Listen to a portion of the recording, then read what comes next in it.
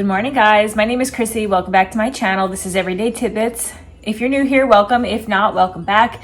Please hit that subscribe button down below. Hit the bell notification so that you're notified every time I post, and follow me over here on Instagram at everyday_tidbits because I would love for you to be a part of my YouTube and Instagram family.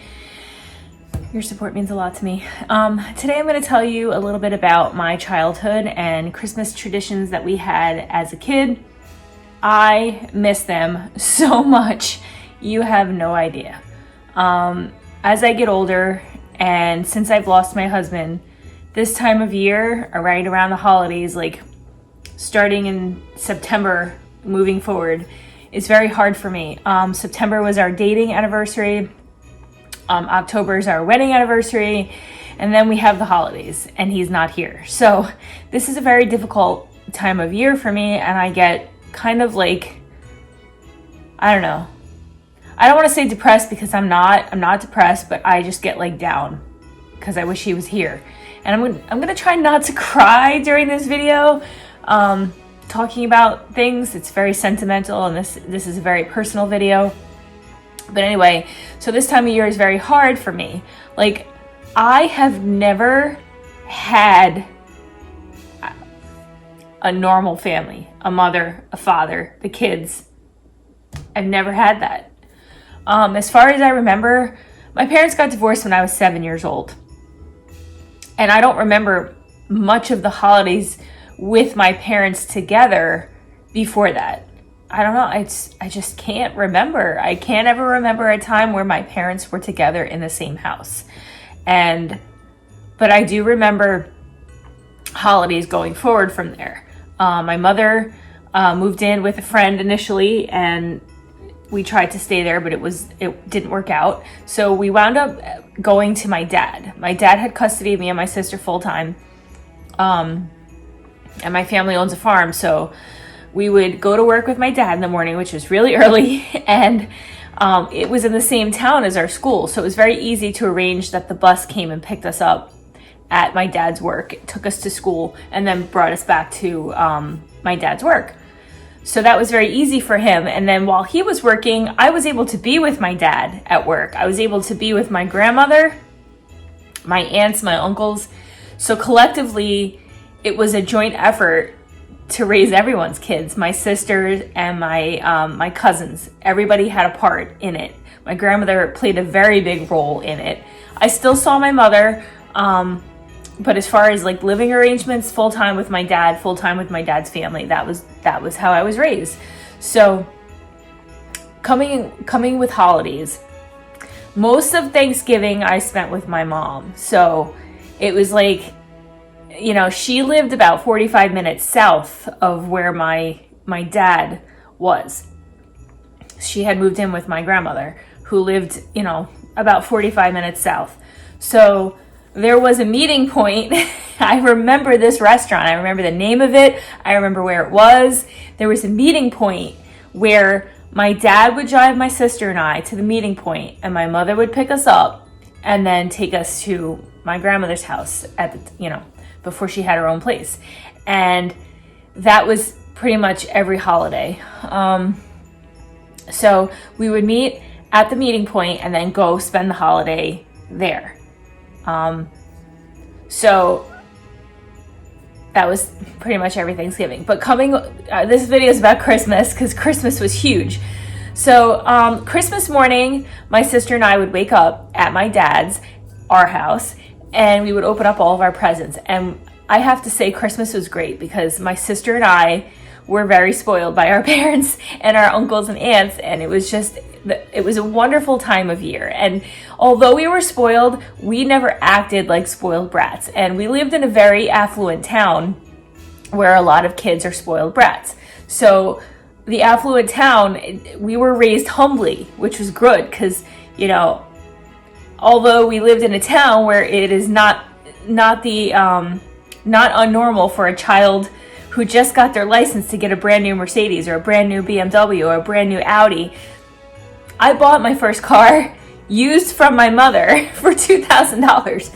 And then I passed it to my sister when she got her license. So we were raised very humbly. But anyway, we were spoiled on Christmas morning. We got up, we had breakfast at my dad's, our house. We opened our presents, and then, you know, mid-morning, we would have to get dressed in our outfits, whatever it may be. When we were little, it was matching dresses. And then we got in the car with my dad, drove to the halfway meeting point. My mom picked us up, and then we went to my grandmother's. And then my aunt Renee was still alive, and she made the most epic Christmas stockings in the world. She's the reason why I am so into Christmas stockings. Like, I love to pick little quirky things and little like things that make you smile and things that you'll be playing with forever, and useful things like box cutters and I don't know, whatever it may be. I love making Christmas stockings. And anytime that I've had a significant other since I was a kid, I made an elaborate Christmas stocking for them. And now I do the same thing for my child. And I just enjoy it. I love Christmas stockings. I love to give presents. That is my main thing. Like, I enjoy more giving and seeing the look on someone's face when I pick the perfect gift for them than receiving. So that's just me. But anyway, so we would have dinner at my grandmother's house, and it was my aunt, my uncle who passed away in 2003, my mom, my stepfather would step by, and he would eat with us, or if he wasn't with his family. But and then it was me and my sister, my grandmother, my Aunt Rainey, and sometimes like other family would be there, but they moved to Virginia a while ago, so they're in Virginia now. But so that was Christmas Day. And then in the evening, my mother would take us home. Most of the time she would drive us all the way, because my stepfather's family lived in the town that we lived in. So either we would be dropped off, or we would go to his house for a little while, to like his mom's house, you know, my stepfather's mom's house.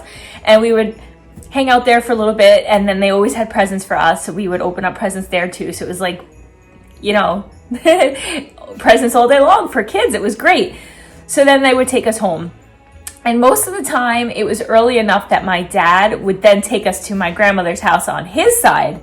And at my grandmother's house, we would get presents from Grandma and my Uncle Julius and Aunt Diane. And like, we would get like presents from them and my Aunt Millie. And it was just wonderful, like present heaven.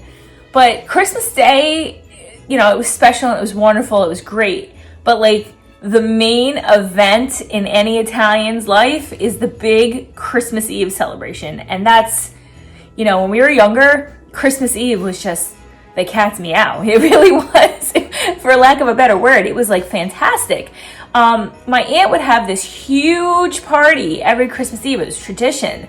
And it made me sad, because as we got older and health declined, and, you know, it just wasn't, everybody we all grew up, we had our own families of our own. The Christmas tradition of Christmas Eve at my aunt's house dwindled. And since then, like, my cousin has tried to keep up with the tradition of having this big party. And then my sister had a big party one year. I don't think me personally, I can pull it off, only because I work full time, really long days. I can't take off. I can't do it all by myself. It's very overwhelming. It's a very big undertaking, and I don't have a husband or a significant other here to help me with that. So, plus nobody wants to drive down here to see me. I moved to where my mom was. So because when I had a baby, she could help me. Like, I am far from the rest of my family, and I'm alone down here, you know, other than my mom and my stepfather, but they work too. But anyway, so Christmas Eve would be fantastic. Like, everybody was there, the whole entire, my dad's side of the family, and then our extended family, which included like friends of the family that have been around forever. So that's why I call them extended family.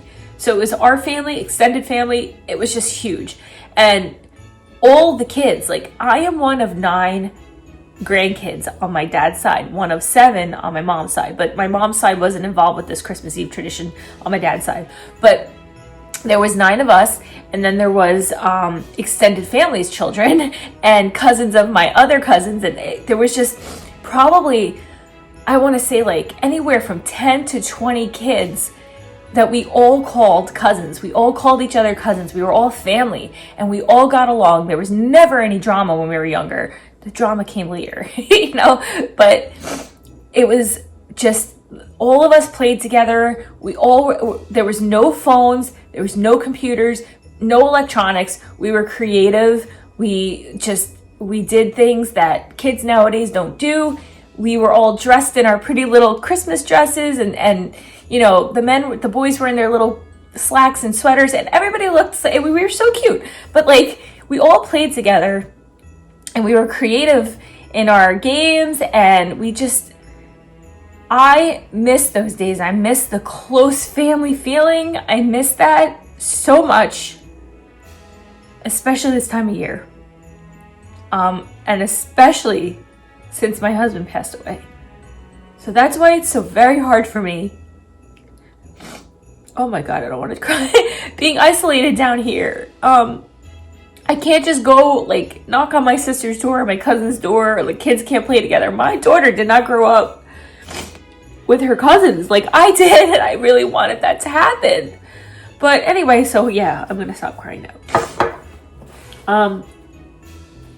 On Christmas Eve, we did, as an Italian family does, we did the 7 fishes. We did, oh my God.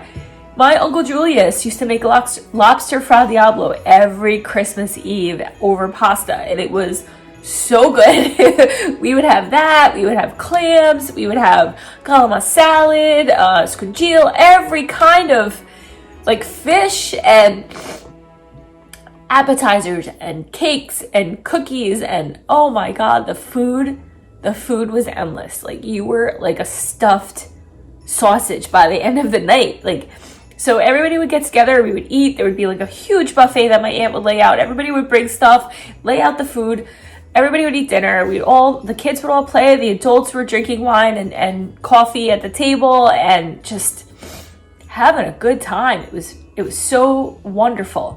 And then my uncle would dress up as Santa Claus and he would bring this big black garbage bag into the house and everybody would sit around in the living room and he would sit down and he had a gift for every kid. Every kid had a present. There was something with everyone's name on it. And he would sit down in this chair in the living room and all the kids would like gather around Santa and he would call our names. Everybody would get our gifts and then it was fantastic. But we were there so late, and it was Christmas Eve. It was like we were there so late that most of the time we had brought our pajamas to change into. So we would change it into our pajamas. And then after Santa left, we would all like run to the front lawn to see if we could spot Santa's reindeer, Rudolph's nose. So any red light that we saw in the sky, we would say was Rudolph's nose, and that we had to get home. And like, as much as we wanted to stay and play, we would always be nagging our parents, let's go. We have to go home. It's Christmas. We have to get to bed. Santa's coming. So we would just like, I remember that like night and day. I remember Christmas Eve was my favorite. Like, I got to see my cousins and the extended family and the food and the presents, you know. So Christmas Eve was fantastic. You know, like, in later years, it got smaller and smaller. Like I said, the cousins all had their own families. Everybody had different traditions starting. And, you know, I got married in 2005. And, you know, the tradition of Christmas Eve kind of like dwindled. I know my husband's family never did really much for Christmas Eve because he had a very small family. He didn't have much of an extended family. You know, they didn't talk much to their other family members. So we would alternate every other Christmas. One Christmas with my family, one Christmas with his family. And we did that up until he passed away. So he would tag along with me to Christmas Eve, wherever it may be. And he was my sidekick because, you know how as you get older, conflicts start and you need somebody in your corner. And then he was not in my corner anymore. So I kind of feel sometimes like when we go to these family parties and I'm just sitting there, like everybody's got their significant other,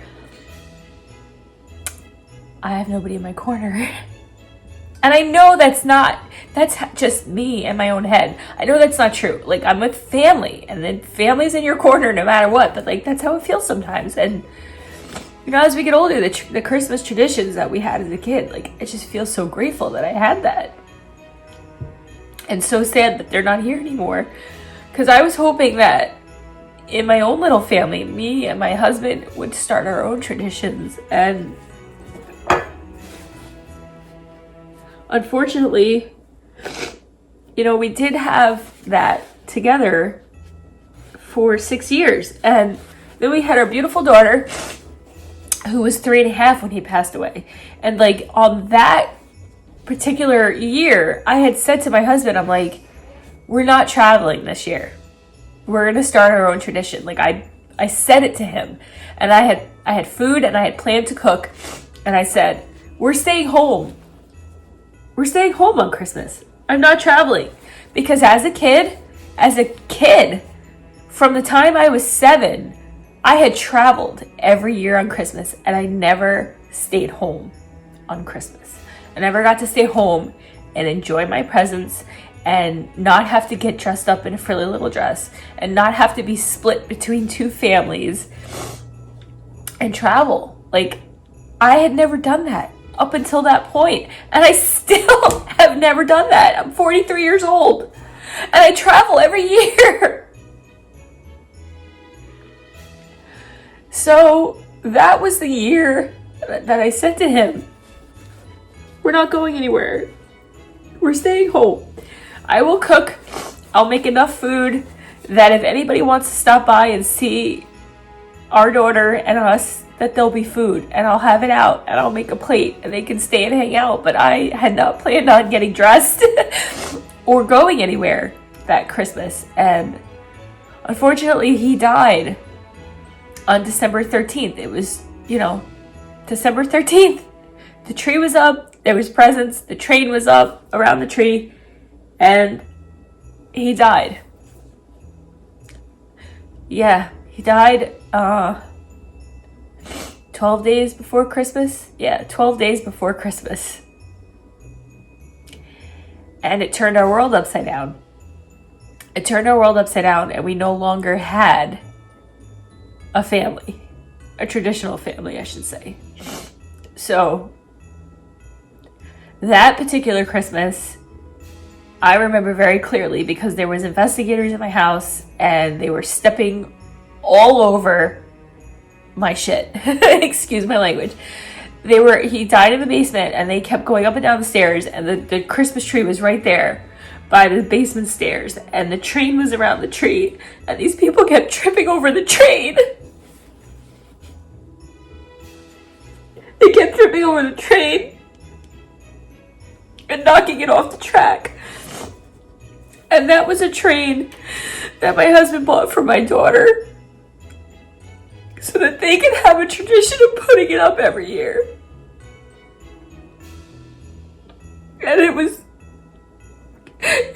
went out the window. So that was the shittiest Christmas I ever had in my life.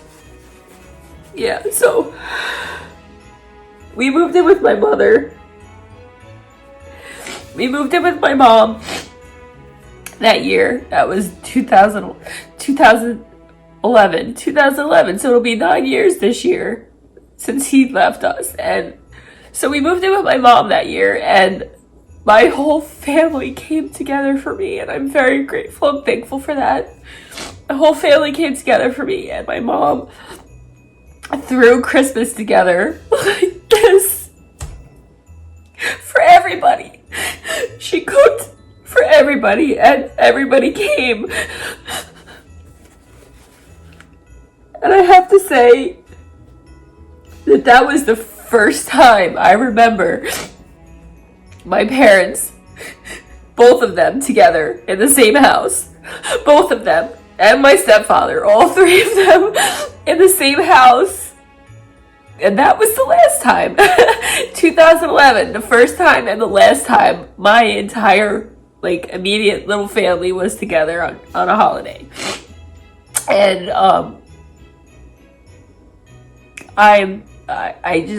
it's very memorable. I have a picture somewhere, I have to find it, of my dad and my stepfather putting together, I think it was a Barbie house or something that Santa brought for my daughter, and they were putting it together, my dad and my stepfather. I was like, This is the Twilight Zone. First my husband dies, then my dad and my stepfather working together in my mother's house on a project. But it was a really good Christmas. My parents did that for me, and they made it a really good Christmas despite the fact that my husband was not there. And then I knew from that point it was up to me. It was up to me to pull my shit together and create new traditions. And I'm still trying. It's been 9 years and I'm still trying. I put the tree up every year. The stockings go up. I make these fantastic Christmas stockings every year. I spoil my daughter like I was when I was younger, and I let her open one gift on Christmas Eve the night before, and whoever invites us for Christmas Eve, we gladly go and hang out and celebrate with our family. And this year I'm off on Christmas and Christmas Eve and Thanksgiving, which is rare. It's so rare. But I have to work New Year's Eve and New Year's Day. But anyway, so we are trying to make these new traditions, and I keep trying to pull my dad down, like, come down and have dinner with us, please, at my mom's, because my mom always invites my dad, but it's awkward, you know, like they're divorced, so. But I keep trying to get him to come down here, and he just, I don't know, he stays up there. My sister lives up there, and she goes between her house and her in-laws, and, you know, my grandmother's getting older on my mom's side, so now she's living there, and it's just like, it's so different. It's so different now. And I'm trying to make traditions here for my daughter and I, so that way when she meets somebody, we can bring him in, and then the family can grow. And then, like, when she's older, she'll get married and she'll have kids, and then the family can grow. Because I always had in my mind that I would have at least 2 kids. I wanted 4, but Lord help me if I was stuck with 4 kids as a widow. Oh my God, I don't know what I would do with myself.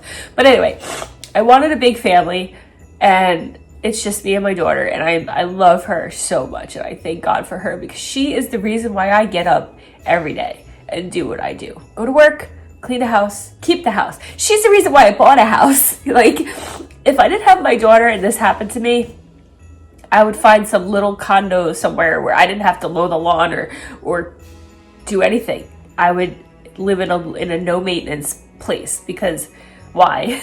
Why? I got this house. I bought this house for her.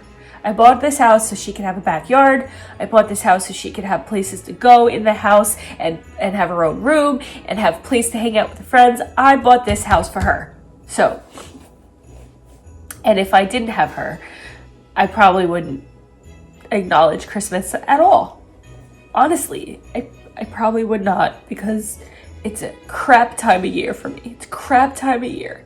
And being that my husband died 12 days before Christmas, I hate Christmas anymore. I do. I'm sorry. I'm just going to say it. I fucking hate it. Excuse my language. I don't like putting the tree up. And I don't like thinking of what he did this time of year. And I probably wouldn't put the tree up if it wasn't for the fact that I am trying to make things normal and traditional for my daughter, because I love her and she deserves that. So, anyway, I'm going to drink my coffee and wait, because somebody is supposed to come today and pick up 8 bags of donations clothes from me cleaning out my closet. And I also sold a Halloween costume on Facebook Marketplace, so that lady's coming this morning too. I'm going to drink my coffee, and I'm making soup today. So I don't know if I'm going to do it in the crock pot or in the Instant Pot. I have to decide. So that is my plan for today. And I said I wasn't going to cry, but this is life. It's reality. I'm telling the truth about my stuff. And I hope everyone has a good day. I'll talk to you guys on the next one. Be safe. Wash your hands. Don't touch your face. Make sure you hit that subscribe button down below. Hit the bell notification so that you're notified every time I post. And follow me on Instagram at everyday_tidbits. Have a good day, guys. Bye.